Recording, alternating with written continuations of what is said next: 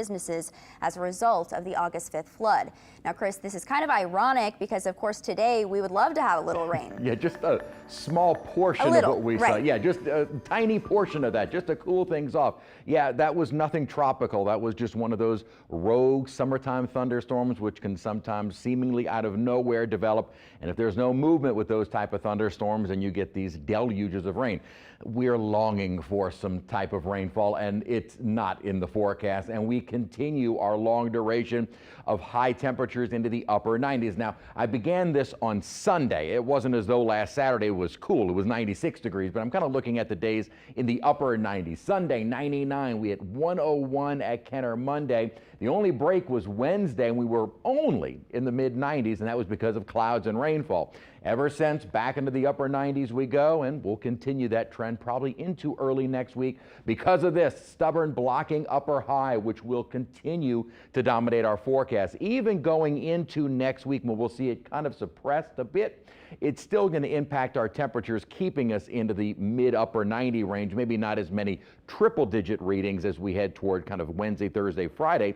And also those days with this upper troughing, maybe a slightly better chance for some isolated showers. If there is any silver lining with this blocking pattern, it creates a block from the tropics as well. Anything in the tropics, and thankfully this has not yet been put to the test, but anything that tries to get into the Gulf gets deflected away. As long as this pattern holds, anything in the Atlantic basin that tries to move toward us gets pushed away from us. So again, there's that silver lining, although at this point some folks are just hoping the high breaks down, and we still don't have anything to deal with in the tropics. Rainfall wise, we will start to see rain chances increasing across parts of the deep south, but generally that is going to stay north of the Gulf Coast. Most of the rainfall with that upper troughing pattern setting up into next week will generally be north or east of us. So for southeast Louisiana, I'm just hoping that with the upper high kind of getting suppressed a bit, plenty of moisture to work with, and increased instability in the region, we'll at least see a 20, maybe 30% chance of rain,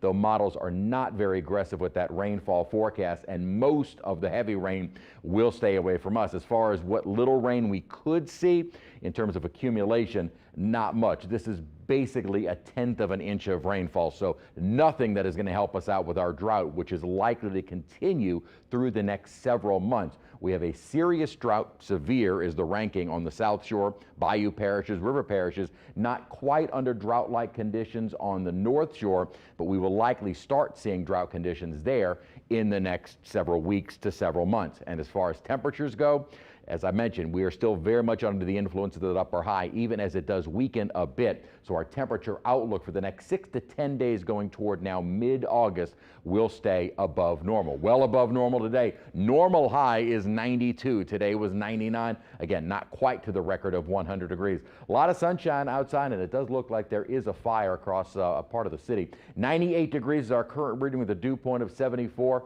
Makes it still feel like 109. So even though we didn't actually hit 100 degrees at Kenner, it was still heat indices making it feel like the triple digits. Now these are the actual temperatures: 101 Bogalusa, 100 degrees in Hammond and in Baton Rouge, and with the high humidity, it just makes it feel so much more miserable. There are storms around, and they're about as close as the Florida beaches to us. Fairly active thunderstorms, but these are all moving up and around the upper high. As that pattern kind of shifts a bit into next week, hopefully that opens up some thunderstorms to get a little bit closer to us, but I don't believe we're going to see much in the way of any organized rainfall, and that starts tomorrow. A few spotty showers, maybe at most 10%. Otherwise, we're going to stay very dry and very hot for at least the next 7 days. And also for the next 7 days, no development is expected out in the tropics, so the tropical basin remains quiet. We have seen several little waves coming off of Africa, but we tend to see about 60 to 70 of these waves move off of Africa,